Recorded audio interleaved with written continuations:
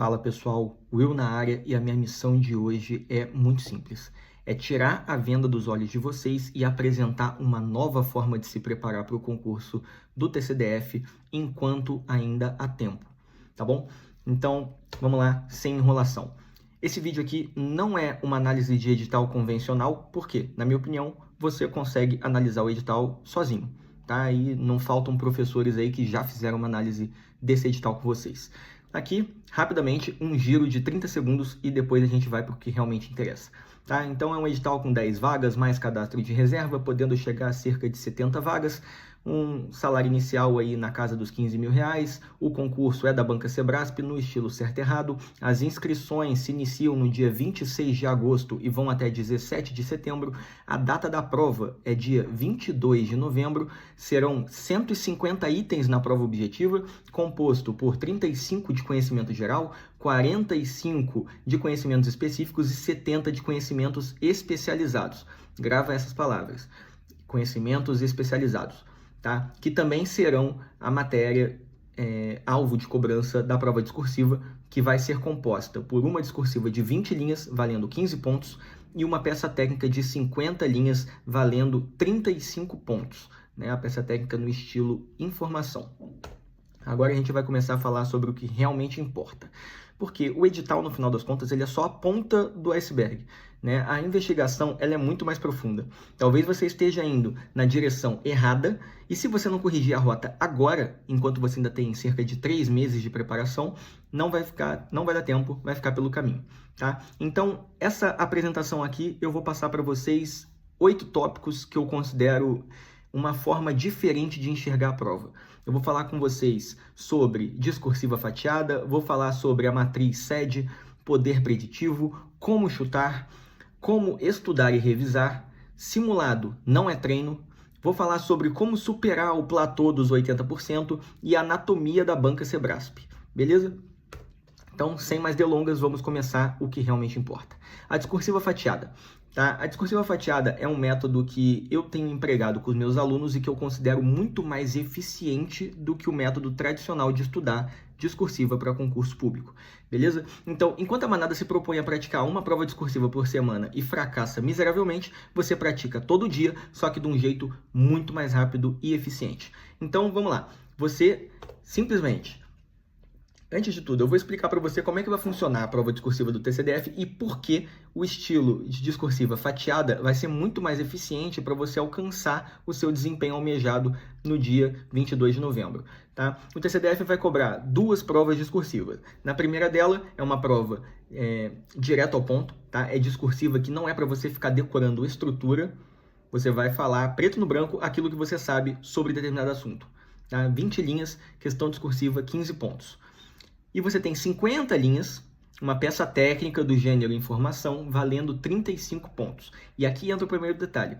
70% da nota da prova discursiva está na peça técnica. Tá? Então, esse é o primeiro ponto de alerta. Você precisa se preparar principalmente para a peça técnica. Aí a maioria das pessoas pensa, eu vou fazer uma discursiva por semana. Na hora que você monta o seu estudo por ciclos, você faz seu planejamento, pensa em quantas horas por semana você tem disponível, parece tudo muito bonitinho no mundo cor-de-rosas, e aí você separa um dia da semana para você treinar para a prova discursiva.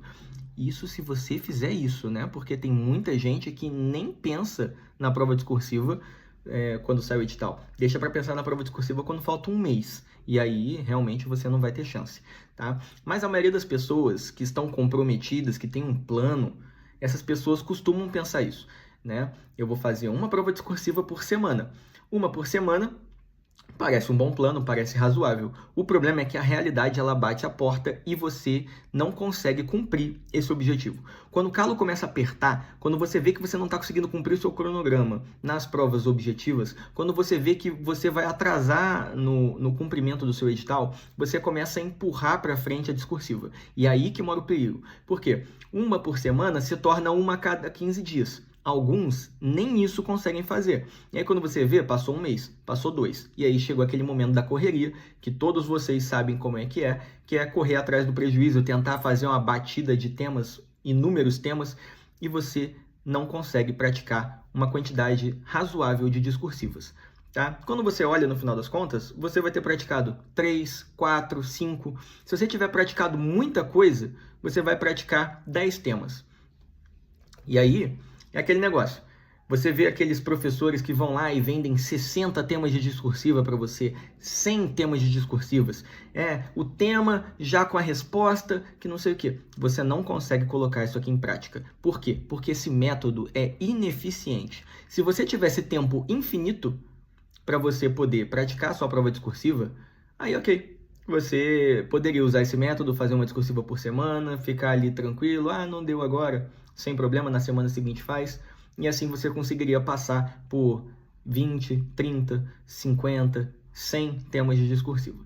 O problema é que o seu tempo não é infinito, muito pelo contrário, ele é extremamente escasso. Então você precisa ter prioridade e você precisa conseguir conciliar um estudo para a prova objetiva, porque se você não for bem na objetiva, a sua discursiva sequer vai ser corrigida, mas você precisa estar preparado na discursiva porque é ela que vai te diferenciar do seu concorrente, tá?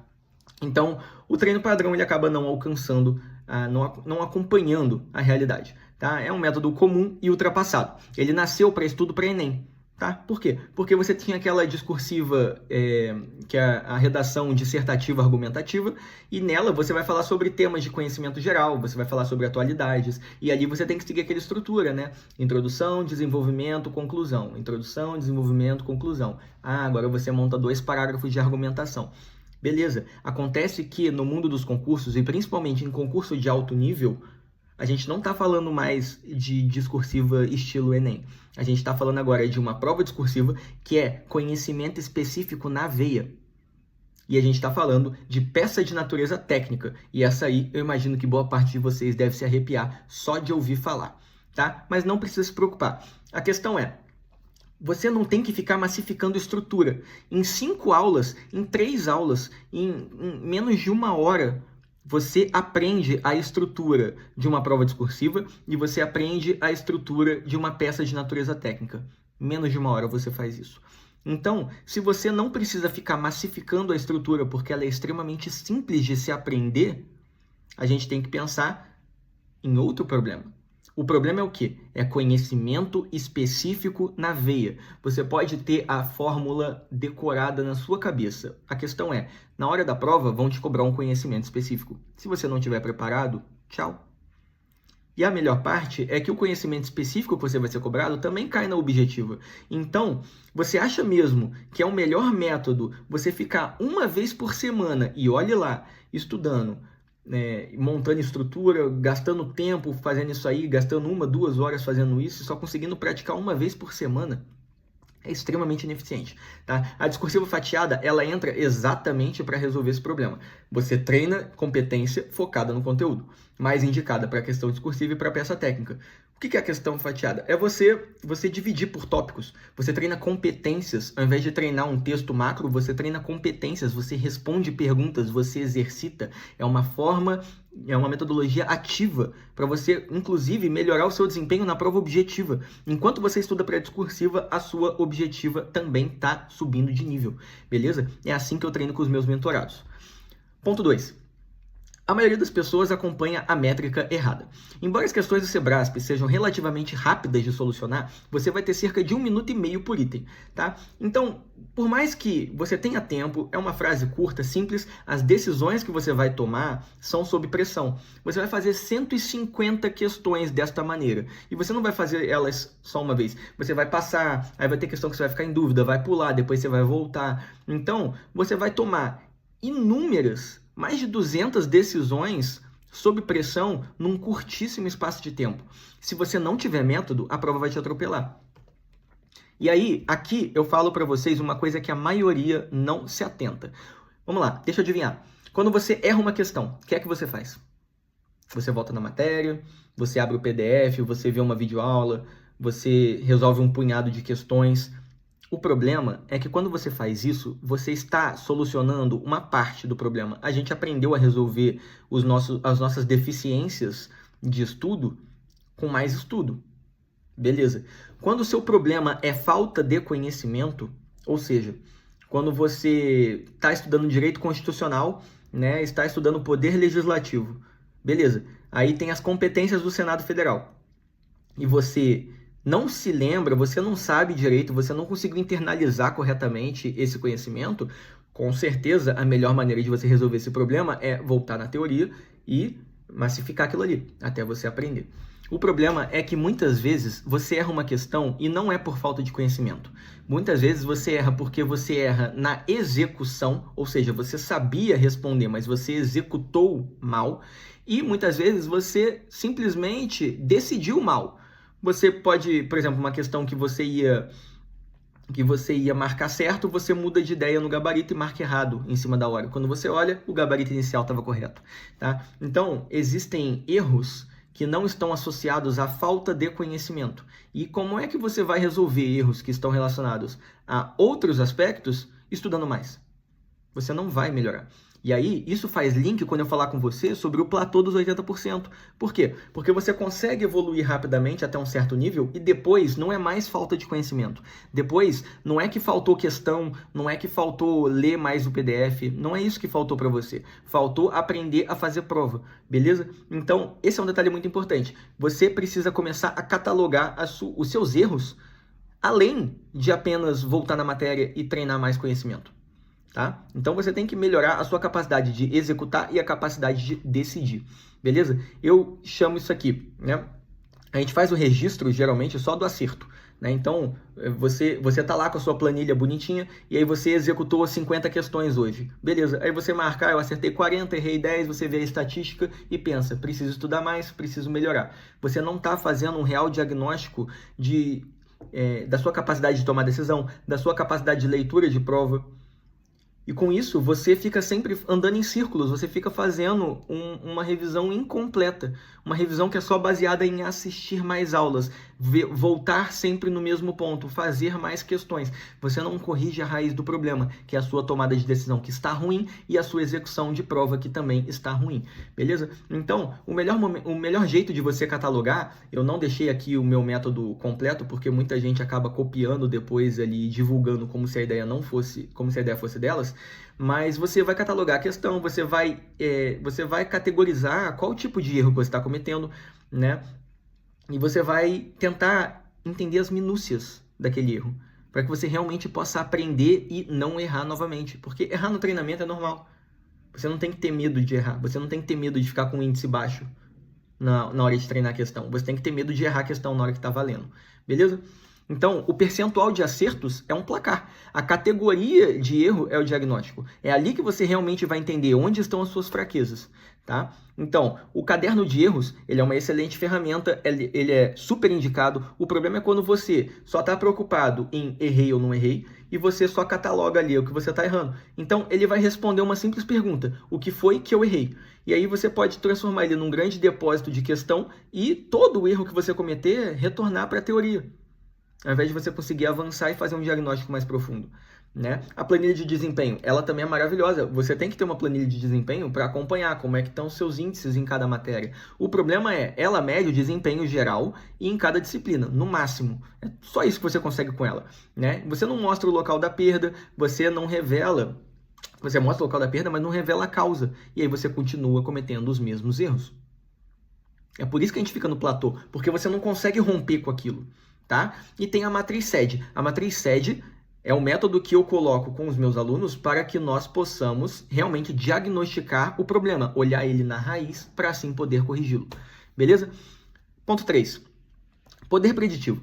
Você caiu no senso comum, tá? Por quê? Porque você já foi acostumado a entender que, absolutamente, exclusivamente, existem palavras que você olha, acende uma luz vermelha e você pensa, essa palavra aqui, esse item, ele tem mais chance de estar errado do que de estar certo. E aí você faz um contraponto, né? Você pensa que existem palavras que são inclusivas e por isso elas têm mais chance de estarem certas. Um exemplo é a palavra pode. Eu fiz um estudo envolvendo mais de 10 mil questões. Eu estou há mais de um ano mapeando o Sebrasp. E a verdade é que quando você pensa na palavra pode no enunciado das questões de certo e errado do Sebrasp, você vai perceber que a tendência desse item estar certo ela é levemente positiva, tá? Ela não chega nem a 60% de certeza. Então, menos de 60%, por volta de 55% das questões que tem a palavra pode, deixando a questão mais abrangente, elas realmente estão corretas. Cerca de 45% estão erradas, tá? O problema é que, dependendo da matéria, esse número fica muito pior. Em direito constitucional, por exemplo, esse índice é de 49% das vezes certa. Se você chega em direito constitucional e marca pode como correta, sem analisar o restante do item, achando que, não, eu não sei essa questão, então eu vou chutar desse jeito. Você tem mais chance de perder ponto do que de ganhar, tá? Então, tô trazendo um exemplo aqui somente do pode, mas a questão é, você tem que mapear tudo. É isso que eu venho fazendo. Você tem que mapear tudo, olhar cada detalhe. Por quê? Porque certos sensos comuns, eles não são suficientes. Se você seguir o senso comum de forma cega, você provavelmente vai errar mais do que acertar. O seu saldo vai ficar negativo, tá? Ponto 4. Técnica 3x2, que você já deve ter visto em algum vídeo por aí falando sobre chute, tá?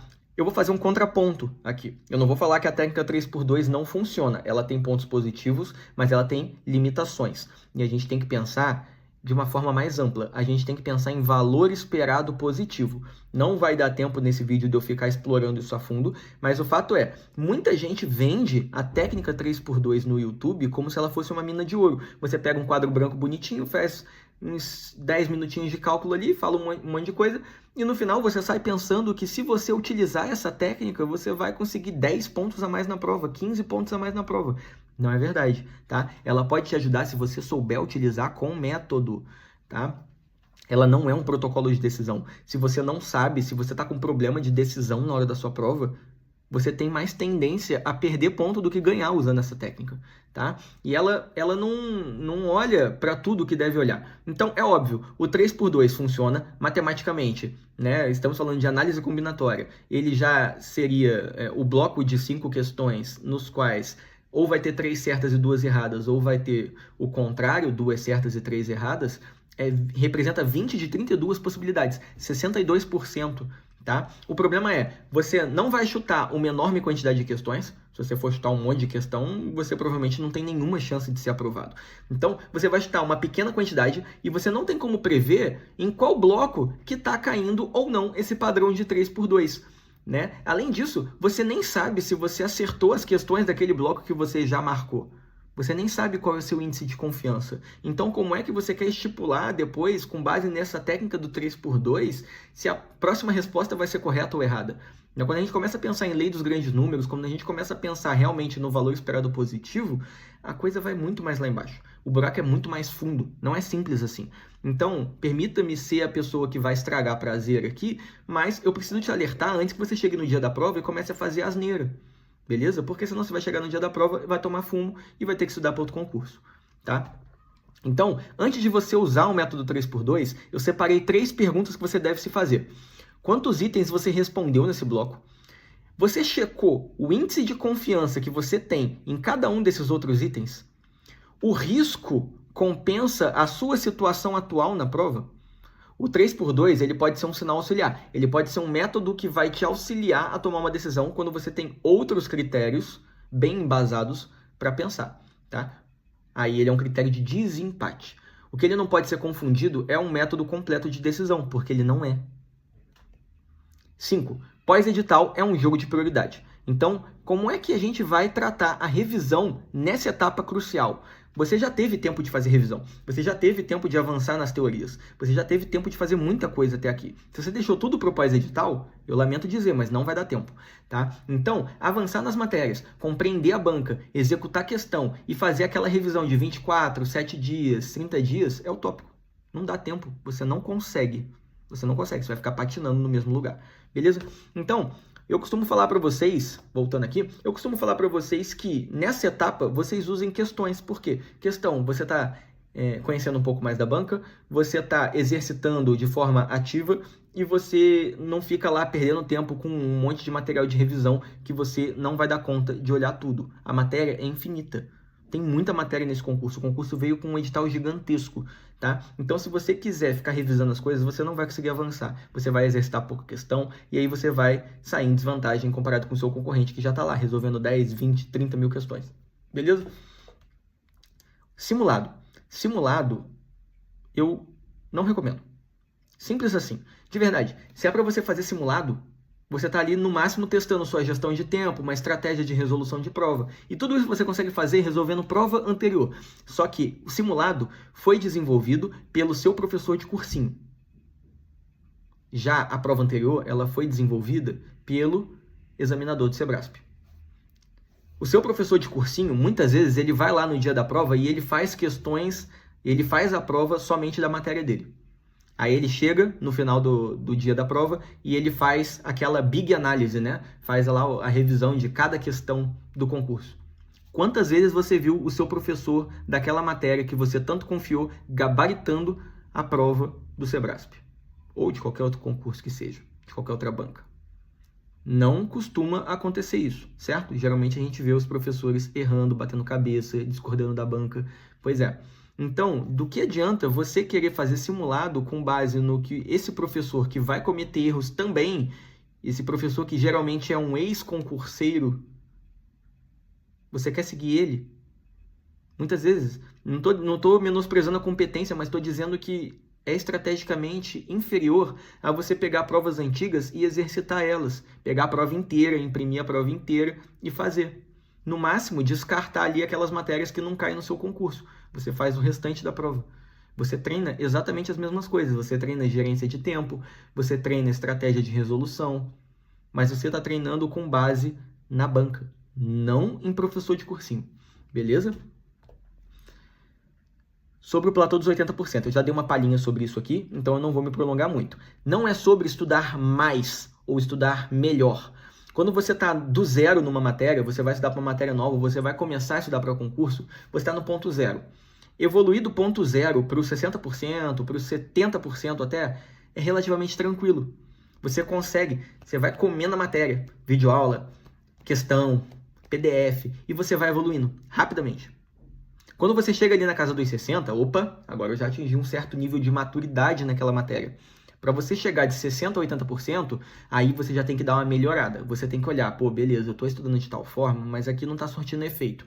Então eu vou melhorar um pouco nisso aqui, eu vou me aprofundar um pouco mais em jurisprudência, eu vou entrar um pouco mais a fundo nessa parte aqui, eu vou fazer uma revisão, eu vou fazer mais questões.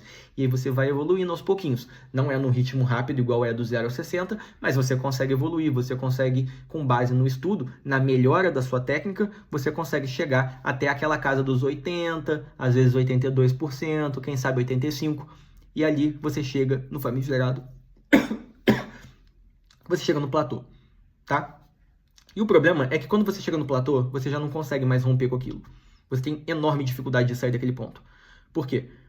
Porque ali já não é mais sobre estudar mais ou estudar melhor. Ali você já tem que entrar naqueles outros dois sistemas de revisão, de melhoria, de diagnóstico do seu estudo, que eu falei lá atrás, né? Que é aquela matriz SED.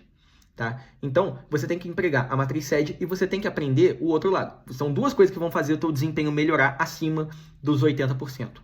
A primeira delas é a matriz SED, ou seja, eu estou fazendo questão, eu estou indo além de só analisar a estatística de quantas eu estou acertando e quantas eu estou errando. Eu estou indo além de só reforçar o meu estudo teórico. Não, agora eu começo a olhar para algo a mais, eu começo a olhar para o meu sistema de tomada de decisão. E eu começo a melhorar a forma como a minha mente pensa. Show de bola. E tem um outro detalhe que também faz, que é você se especializar na banca. Quando você se especializa na banca, você tende a entender melhor as nuances dela, as pegadinhas dela, o sistema dela de cobrar o conhecimento de uma determinada matéria. Porque vai ser completamente diferente da forma de outra banca cobrar aquela matéria. E você não consegue desenvolver isso só fazendo questão. Fazer questão é importantíssimo, mas você precisa realmente parar um tempinho e aprofundar, entender a banca, catalogar aquilo que você encontra, entende? É isso que eu venho fazendo nos últimos tempos. Não adianta você estudar a matéria e ignorar quem vai elaborar a prova. O Sebrasp é uma banca única, inteligente e traiçoeira. Não é só uma frase solta de certo ou errado. Por mais que você pense, né? Eu vou olhar só aquela frasezinha, ou tá certo ou tá errado e já era. Existe um núcleo naquela questão. Existem condições, a banca faz inversões, ela faz falsas causalidades, generalizações, e ela mistura tudo isso para te derrubar. Saber que a banca te penaliza com -1 a cada erro que você cometer, e mesmo assim você escolher só estudar a matéria e não entender a fundo como é que a banca funciona, beira o amadorismo, tá? E é por isso, pelo fato de nem tudo estar no seu PDF, que o entendimento sobre a banca foi resumido num treinamento que eu já venho montando com esforço há quase um ano. Quase 10 mil questões, vários mapeamentos, tá? Que é o código Sebrasp. O jogo começa muito antes de você abrir o caderno de prova. Quando você abrir o caderno de prova, não tem mais como você melhorar. A partir dali, é você e a prova, fé em Deus e vai. O momento de você melhorar sua tomada de decisão e o conhecimento sobre a banca vem antes. Tá? Entender a hora certa de chutar, porque sim, existe método para chutar. Existe momento que você vai precisar chutar se você quiser ter uma chance. A maioria das pessoas que passam em algum concurso, em alguma questão, ela acabou chutando. Na maioria das vezes, tá? E não adianta você querer fazer isso só com base num videozinho de 10 minutos no YouTube que você viu uma dica que parece milagrosa. Isso não vai resolver o seu problema. Tá? Dominar os mecanismos e as pegadinhas que o Sebrasp cria, aprender a fazer uma prova na ordem certa e do jeito certo, parar de controlar somente a porcentagem de acertos, por mais que ela seja importante, e perceber quais são as torneiras pelas quais estão vazando pontos preciosos da sua prova. Transformar seu caderno de erros num mecanismo muito mais poderoso. Entender as pegadinhas que o teu próprio cérebro, não é só a banca, o teu cérebro prega pegadinhas em você. E aprender como usá-lo a seu favor. Descobrir as estatísticas que mudam sua forma de enxergar a prova. Mas além disso, você não adianta você dominar só isso. Você tem que dominar também a discursiva do TCDF. Afinal de contas, a prova do TCDF tem 150 pontos na objetiva e tem mais 50 pontos na discursiva. 25% da tua prova está na discursiva. E os últimos concursos, se você olhar o último concurso do TCU, se você olhar o último concurso da Câmara dos Deputados, você vai perceber que o tamanho do padrão de resposta da banca está gigantesco, está cheio de detalhe. Se você achar que é só você conhecer a matéria, que é só você já ter visto, que é só você se lembrar vagamente, cara, não adianta. Você vai ficar pelo caminho. Você vai tirar uma nota razoavelmente boa, vai tirar uns 70%, 75%, mas essa nota não te passa no concurso. Se você realmente quer lutar pelas cabeças, ainda mais nesse concurso que tem só 10 vagas, aí não. Aí você vai ter que ir além, tá? Então, para a discursiva do TCDF, você precisa praticar a discursiva com mais frequência. Não adianta você praticar só uma vez por semana. Cara, não vai, você não vai chegar lá assim, tá? E de um modo mais fácil, né? Porque quando eu falo para você praticar todo dia, você pensa, porra, mas todo dia vai ser difícil, né? Não, vai ser mais fácil. Eu tô te dizendo, a discursiva fatiada vai ser mais fácil. Você vai executar isso com mais tranquilidade, tá?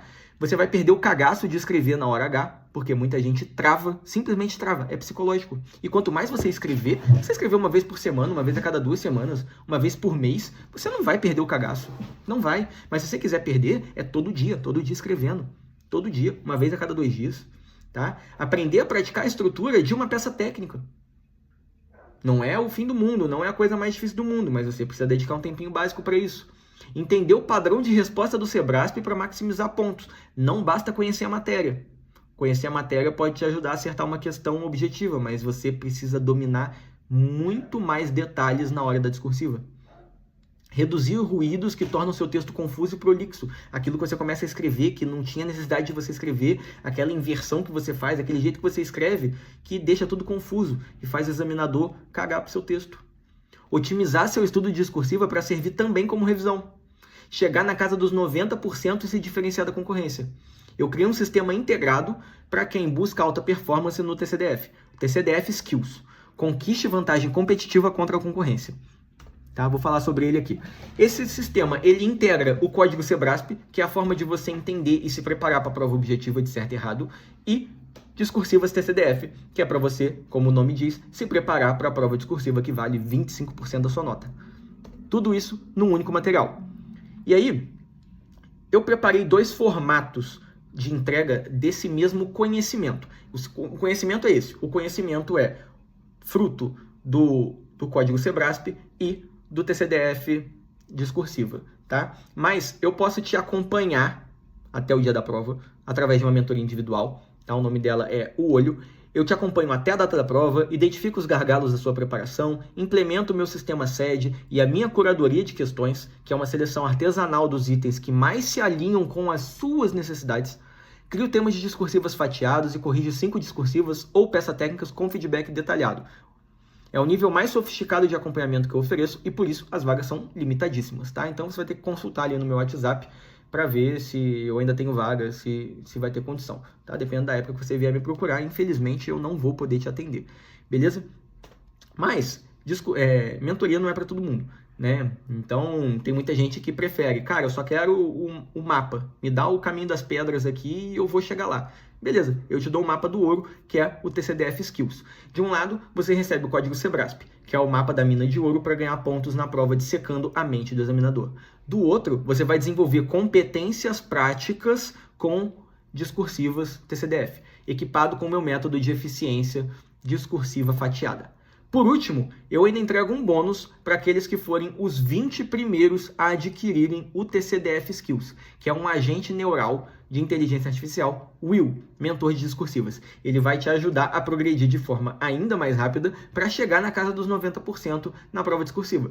Se você investe nisso hoje, faltando 3 meses para a prova, pô, você consegue evoluir, cara. Você consegue praticar inúmeros temas, todo dia tendo contato com um tema. E esse tema fortalecendo a sua base teórica, a sua base para a prova discursiva. Então, você não vai estar treinando para a prova objetiva. Você não vai estar treinando só para os 25% da prova discursiva. Você vai estar treinando também para os outros 75% que são cruciais na sua preparação, com um método de estudo ativo. Um método que você consegue executar todo dia, sem deixar você extenuado, sem deixar você ansioso, entende? Se você quiser minha ajuda, né, eu já falei por tempo demais, você pode me procurar aqui pelo WhatsApp, tá? O número tá na tela, você pode me mandar mensagem para lá, diga que veio através desse vídeo e ganhe uma condição especial, beleza? Vou estar com uma condição especial para você que está me vendo através desse vídeo. É só você comentar comigo isso lá no WhatsApp. Eu vou te apresentar em mais detalhes, porque se eu deixasse todos os detalhes aqui dos 2 treinamentos, esse vídeo ficaria maior do que ele já é, tá? E eu acho que eu consigo te passar isso pelo WhatsApp sem maiores problemas. Então, você me manda mensagem por lá, lá eu te explico como funciona a mentoria, como funciona o TCDF Skills, você tira a dúvida e toma a sua decisão final. Se você decidir seguir sozinho, desejo uma excelente jornada rumo à aprovação, que você conquiste a sua vaga, estarei torcendo por você, mas não se esqueça, olhe aquilo que os seus concorrentes não enxergam, e a vantagem competitiva nasce daquilo que você faz diferente deles, né? Você não tem como ter vantagem competitiva contra quem faz exatamente a mesma coisa que todo mundo. Beleza? Então, eu encerro por aqui, pessoal. Eu peço desculpas pelo vídeo ter ficado excessivamente longo, mas eu acho que eu consegui trazer aqui uma análise que vai muito além daquilo que os professores ficam fazendo, né? Não quis ficar fazendo aquele joguinho de falar de edital com vocês, e sim de falar sobre algo mais profundo que pode realmente mudar a preparação de vocês daqui para frente. Fechou? Forte abraço, até a próxima.